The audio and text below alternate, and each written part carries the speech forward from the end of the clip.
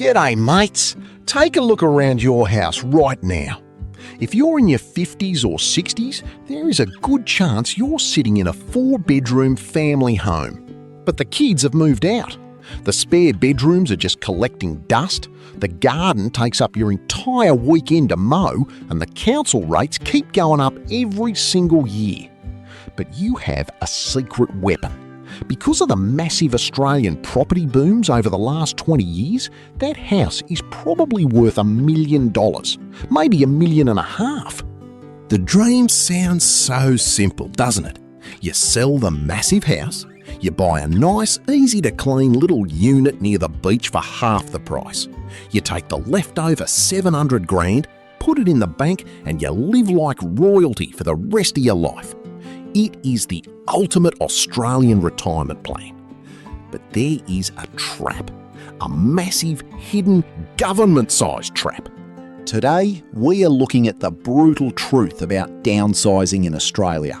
I am going to show you why selling your family home could actually ruin your retirement, strip you of your age pension, and leave you worse off than if you had just stayed put. We will break down the new superannuation rules, the hidden costs of moving, and the mathematical dead zone that catches thousands of Aussies by surprise every single year. Let's start with why everyone is talking about this right now. The government desperately wants you to sell your big house. They want to free up those 4-bedroom homes for young families who are struggling to find a place to live. To convince you to sell, they created a very juicy carrot. It is called the Downsizer Superannuation Contribution. Under the current rules, if you are 55 or older and you sell your primary residence that you've owned for at least 10 years, you can take up to $300,000 from the sale and put it straight into your superannuation. If you're a couple, you can put in $300,000 each. That is $600,000 dropped right into a tax-free retirement environment. And the best part? It doesn't count towards your normal contribution caps. It is a completely free pass to turbocharge your super right at the finish line. Sounds brilliant, right? You get a smaller house, a massive super balance, and no taxes to pay on the earnings. But before you call the real estate agent, you need to look at the stick hiding behind the carrot. Here is the brutal mathematical reality that catches so many Aussies out. As we talked about in our last video, Centrelink uses the assets test to decide if you get the age pension. But they have one golden rule. Your primary residence is strictly exempt from the assets test. It does not matter if your house is worth $800,000 or $3 million. As long as you live in it, Centrelink pretends it does not exist. Now, let's look at what happens when you downsize. Imagine you and your partner are 67 years old. You have $350,000 in super. You own a massive family home worth $1.5 million. Under the Centrelink rules, because your $1.5 million house is exempt, your only counted asset is your $350,000 super. You are in the sweet spot. You get the full age pension, roughly $43,000 a year guaranteed from the government. But then you decide to downsize. You sell the big house for $1.5 million. You buy a nice unit for $800,000. You take the $700,000 in leftover profit and you put it into your super using that fancy downsizer rule. Your super balance jumps from $350,000 to over $1 million. You feel rich. You feel like a millionaire. But then you get a letter from Centrelink because you took an exempt asset, your house, and turned it into a counted asset, cash in your super. You have just blown past the assets test limits. Your full age pension? Cancelled. Your pensioner concession card for cheap medicine and electricity? Gone. You just traded $43,000 a year of guaranteed risk-free government income for money sitting in the stock market that you now have to manage yourself. You didn't get richer, you just took on a massive amount of risk to generate the exact same income you were already getting for free. Let's say you don't care about the pension. You are entirely self-funded and you just want a smaller place. You still have to deal with the friction costs of moving. Selling a house is not free. When you sell that $1.5 million house, the real estate agent is going to take around $30,000 in commission and marketing fees. Then, when you buy the $800,000 unit, the state government is waiting with their hand out. Depending on where you live, stamp duty on that unit will cost you another $30,000 to $40,000.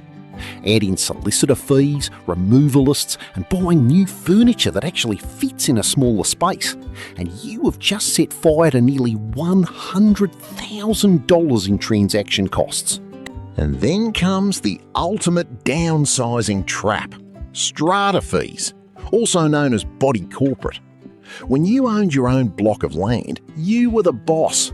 If the roof needed fixing, you fixed it when you could afford it. But in a unit complex, you have to pay strata. I know retirees who downsized into beautiful apartments only to find out their strata fees are $6,000 or even $10,000 a year. You are paying a fortune just for the privilege of sharing a driveway and a lift. Before you downsize, you have to run the math on the friction. Sometimes staying in the big house and paying a bloke $50 a week to mow your lawn is actually much cheaper than moving. Now, I want to step away from the spreadsheets for a minute, because retirement isn't just about money. It is about your life. When you sell the family home, you aren't just selling bricks and wood. You are selling the place where your kids grew up. You are selling the backyard where you hosted 30 years of Christmas barbecues. You are leaving the neighbours who look out for you. I've had mates who downsized, and within 6 months they were miserable. The new unit felt like a hotel room, not a home. When the grandkids came to visit, there was no room for them to run around. They realised too late that their identity was tied to their community. Never underestimate the emotional cost of moving. The financial planners will tell you it makes logical sense to downsize. But you don't live in a spreadsheet. You live in a community. Make sure you are running towards a lifestyle you actually want, not just running away from a bit of gardening. So, is downsizing always a bad idea? No, absolutely not. There are 2 scenarios where it is the smartest move you can make. Scenario 1, you are fully self-funded. If you have $1 million or more in super already, you aren't getting the age pension anyway.